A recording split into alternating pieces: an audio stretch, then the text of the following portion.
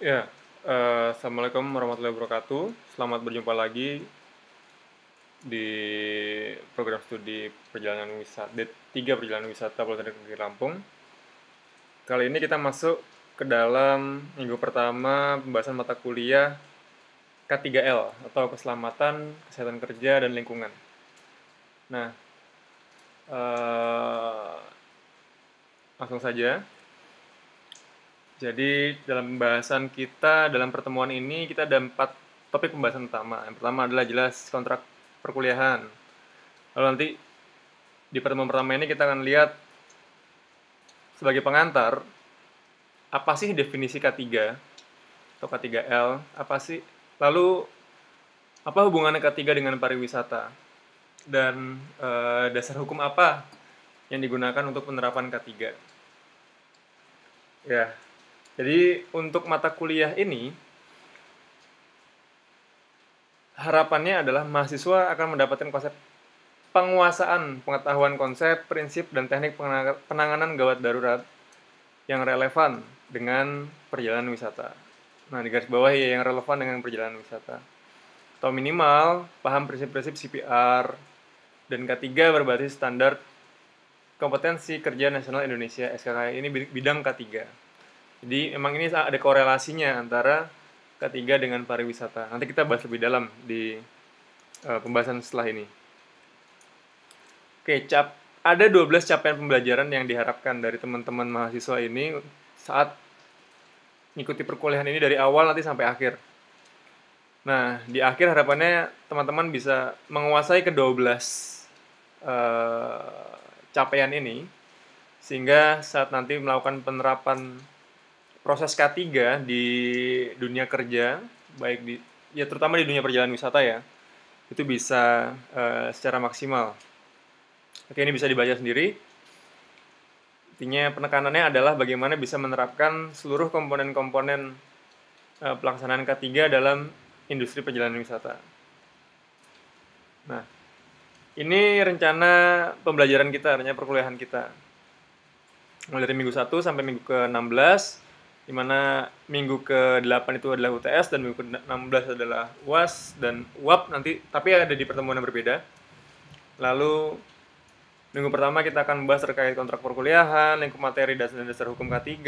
Lalu selanjutnya kita bahas terkait jenis bahaya dan risiko. Selanjutnya ada perencanaan sistem manajemen. Terus yang minggu keempat kita bicara soal sumber daya, peran, fungsi, wewenang, dan penerapan K3 yang lebih spesifik di dalam bidang perjalanan wisata. Nanti bicara tentang dokumen-dokumen, terus bicara terkait prosedur pengendalian operasional dari K3, bagaimana cara mensosialisasikan budaya K3 melalui pelatihan. Nanti minggu ke-9 kita masuk terhadap pengenalan alat P3K. Nah, ini yang sangat dekat dengan kita, pengenalan alat P3K. Dan bagaimana prinsip-prinsip dasar prosedur pertolongan pertama pada kecelakaan di dunia pariwisata. Terus minggu ke-10 kita masuk ke susunan unit tanggap darurat. Nanti setelah itu kita masuk ke dalam prosedur penggunaan alat pelindungan diri. Nanti teman-teman bakal praktek lebih banyak di sini. Lalu sistem pelayanan kesehatan kerja. Terus minggu selanjutnya kita bicara soal prosedur pengukuran dan pemantauan kinerja K3. Yang terakhir adalah di 2 pembahasan kita akan bahas terkait bagaimana proses investigasi apabila terjadi kecelakaan, lalu bagaimana penulisan dokumen-dokumennya sehingga ini bisa jadi pencatatan dan bisa buat pegangan untuk kegiatan-kegiatan selanjutnya, sehingga tidak terjadi insiden yang sama. Nah, oke, sistem perkuliahan kita, karena kondisi COVID ini, kita masih menggunakan sistem perkuliahan online sebenarnya secara garis besar, tapi ini sedang diupayakan sistem perkuliahannya akan berlangsung secara hybrid. Yaitu adalah penggabungan antara sistem perkuliahan online, daring, dengan sistem perkuliahan offline. Yang ini teknisnya akan dibicarakan lebih lanjut nanti. Nah, untuk kelas teori, untuk mata kuliah saya akan memberikan kelas teori via YouTube. Via video pembelajaran. Yang kemungkinan besar akan saya share via YouTube. Nah, Untuk kelas praktikum akan dilaksanakan secara hybrid, yaitu ada kemungkinan nanti bisa dilakukan praktek offline, tapi tidak seluruh mahasiswa, nanti akan bergantian. Ini panduannya dari kampus ya. Cuma lagi-lagi masih menyesuaikan peraturan nanti yang berlaku. Jadi apakah ada update lagi info ternyata tidak boleh semua datang ke kampus, ya kita akan tidak melaksanakan praktikum secara offline. Jadi kita sesuaikan lagi bagaimana nanti teknik praktikumnya. Intinya ini adalah sistem perkuliahannya. Nah, oh iya tadi ada yang lupa saya. Jadi sebenarnya untuk sistem penilaian, karena ini mata kuliah dengan bobot SKS 2 SKS dengan perbandingan 1 teori dan 1 praktikum. Penilaiannya sama, jadi 50% akan kita tetap ada porsi teoritisnya dan praktikumnya juga ada di sini. Jadi ada 2 praktek itu. Nanti detailnya bisa dilihat di prosedur penilaian di peraturan akademik. Oke, kita masuk ke pembahasan. Sebagai pengantar, kita akan mengenal sedikit tentang apa itu K3. Nah, K3 menurut filosofi itu adalah keselamatan dan kesehatan kerja, pemikiran dan upaya untuk menjamin keutuhan kesempurnaan jasmani maupun rohani tenaga kerja khususnya dan manusia pada umumnya, serta hasil karya yang dan budaya menuju masyarakat adil dan makmur. Ini secara filosofis. Jadi memang tujuan utama dari K3 ini adalah kesejahteraan sih, dan kesempurnaan jasmani. Nah, harus digarisbawahi di sini. Ini ada kesempurnaan jasmani. Jadi bagaimana proses-proses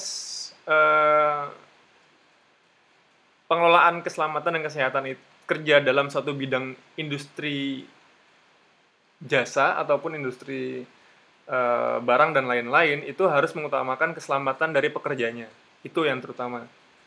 Nah, lalu bagaimana biar ini terpola jadi satu sistem sehingga bisa meminimalisir atau menekan tingkat kecelakaan atau tingkat yang bisa merugikan jasmani ataupun rohani dari tenaga kerja. Jadi nggak hanya fisik tapi rohani juga, mental juga. Dari segi keilmuan, K3 ini adalah semua ilmu dan penerapannya untuk pencegahan. Nah, untuk mencegah terjadinya kecelakaan, penyakit akibat kerja atau PAK, kebakaran, peledakan, pencemaran lingkungan, dan lain-lain.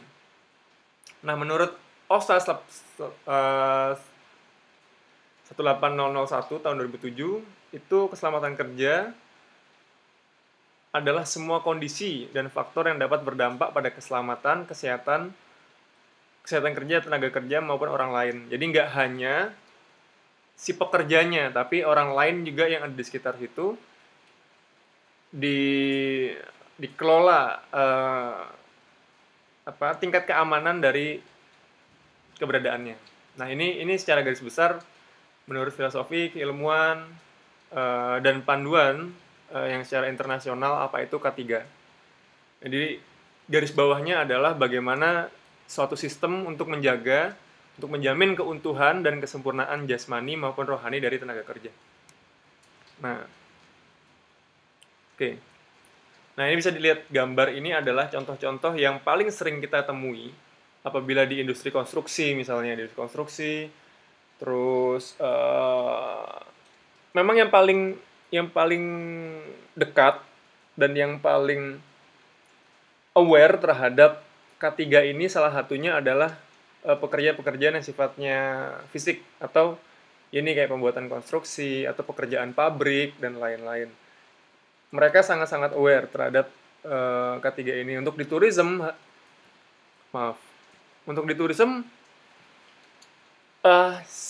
harusnya juga sudah, tapi memang tidak terlalu serigid yang ada di dunia industri manufaktur dan lain-lain. Ini adalah contoh-contoh yang sering kita lihat terkait bagaimana sih K3 itu di dunia kita. Nah, oke, lalu apa hubungannya K3 dengan pariwisata? Jadi menurut UNWTO, ini dikutip dari Frans Gomang tahun 2002, bahwa keamanan dan keselamatan pengunjung bukan hanya tanggung jawab dari pemilik atau pengelola destinasi wisata, melainkan tanggung jawab juga dari seluruh stakeholder, baik pemerintah pusat, daerah, provinsi, daerah, sampai ke bahkan sampai ke wisatawan itu sendiri. Jadi tanggung jawab semuanya. Jadi nggak hanya tanggung jawab dari satu pihak saja, tidak hanya tanggung jawab yang bertanggung jawab terhadap keselamatan wisatawan yang berkunjung ke satu destinasi wisata, itu tidak terpatok 100% ditanggung oleh pengelola, tapi tetap ada bagian atau tanggung jawab dari tadi stakeholder lain, bahkan sampai ke wisatawan itu sendiri yang datang ke sana. Nah, lalu ternyata banyak nih resiko-resiko bagi wisatawan maupun pengelolanya ya di suatu destinasi wisata. Itu dikelompokkan ke dalam 3 kelompok besar menurut UNWTO. Yang pertama adalah resiko yang berkaitan dengan lingkungan hidup manusia atau lembaga non-pariwisata seperti pencurian, pencopetan, penganiayaan yang sifatnya lebih manusia dengan manusia. Sifatnya lebih ke lingkungan hidup dari manusia itu sendiri. Nah, kelompok yang kedua adalah ini kemungkinan resiko wisatawan dari terbatasnya standar keselamatan, misalnya fasilitas umum, sanitasi lingkungan, terus, nah ini yang bisa minimnya fasilitas tadi yang bisa membuat resiko wisatawan seperti kebakaran, terus serangan binatang buas misalnya, lalu kecelakaan darat maupun air itu ya, maaf typo, dan lain-lain. Jadi bagaimana fasilitas ini tidak terfasilitasi, tidak lengkap, sehingga bisa membuat wisatawan ataupun pengelola tempat wisata, itu celaka atau mengalami kecelakaan. Tuh. Lalu yang ketiga adalah resiko terhadap alam dan lingkungan. Nah, ini lebih faktor alam. Misalnya apabila daerah tersebut ternyata daerah longsor, terus dijadikan tempat wisata, lalu saat rame-ramenya terjadi longsor, nah misalnya itu risiko alam, atau terkena puting beliung dan sebagainya, itu adalah risiko alam. Nah, melihat dari banyaknya risiko ini, maka hubungan bagaimana pengelolaan suatu destinasi itu harus melihat aspek keselamatan pekerjaannya, walaupun dengan keselamatan wisatawannya itu sangat besar. Jadi tidak ada, baik lagi kan tadi ke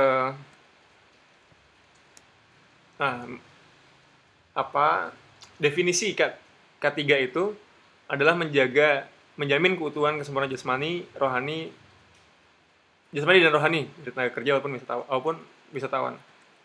Jadi K3 dan pariwisata sangat-sangat erat. Apabila kondisi industri pariwisatanya ingin tetap berjalan, maka harus K3-nya tetap diutamakan juga. Nah, ini ilustrasi gambarnya bagaimana suatu kegiatan wisata itu juga sangat difasilitasi oleh peralatan-peralatan keselamatan kerja, sehingga bisa menunjang kegiatan wisata yang ada di sana. Ini ilustrasinya. Yang terakhir, dasar hukum apa sih yang dipakai dalam penerapan K3? Ini ada tiga dasar hukum utama. Ini yang utama sih ya. Ya banyak turunan-turunan dari sini banyak lagi. Yang pertama adalah Undang-Undang Nomor 1 Tahun 1970 tentang Keselamatan Kerja. Ini mengatur tentang ruang lingkup keselamatan kerja, syarat keselamatan kerja, pengawasan, pembinaan, terus segala hal tentang kecelakaan, lalu kewajiban dan hak tenaga kerja. Ini bisa dimasukkan juga ke pengelolaan destinasi. Lalu yang kedua adalah Undang-Undang Nomor 1 Tahun 2003 tentang ratifikasi Konvensi ILO tentang pengawasan tenaga kerja bidang industri dan perdagangan. Lalu yang terakhir ada Peraturan Menteri Tenaga Kerja Nomor per 05 Menteri 1996 tentang sistem manajemen. Nah, lebih ke sistem manajemen. Nah, jadi 3 dasar hukum ini yang menjadi tulang punggung dari bagaimana pelaksanaan sistem K3 di Indonesia terutama. Di segala sektor industri jasa ataupun barang. Termasuk industri pariwisata di dalamnya. Jadi kita sebagai pelaku pariwisata nantinya, kita harus sadar terhadap K3. Jadi jangan main-main terhadap keselamatan wisatawan dan juga terhadap keselamatan diri sendiri sebagai pengelola. Itu kira-kira garis besar dari mata kuliah K3 kita yang akan 1 semester ke depan akan kita perdalam lebih dalam. Kira-kira seperti itu. Terima kasih, sekian dari saya. Wassalamualaikum warahmatullahi wabarakatuh. Salam sejahtera buat kita semua.